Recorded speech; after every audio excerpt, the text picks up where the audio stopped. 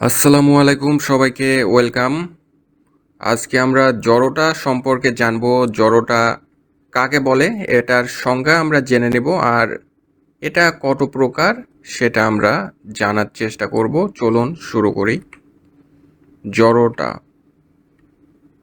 কোনো বস্তু যে অবস্থায় আছে চিরদিন সে অবস্থায় থাকতে চাওয়ার যে ধর্ম বা সে অবস্থা বজায় রাখার যে প্রবণতা তাকে বলা হয় জড়তা।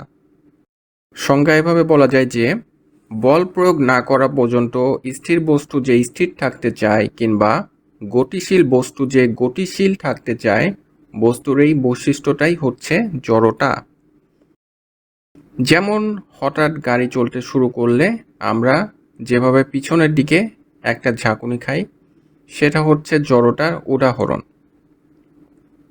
এখন জড়তা কয় প্রকার? জড়তা মূলত দুই প্রকার। একটা হচ্ছে স্থিতি জড়তা, আর একটি হচ্ছে গতি জড়তা। পরবর্তীতে এই দুটা সম্পর্কেও আমরা আলোচনা করব। ধন্যবাদ।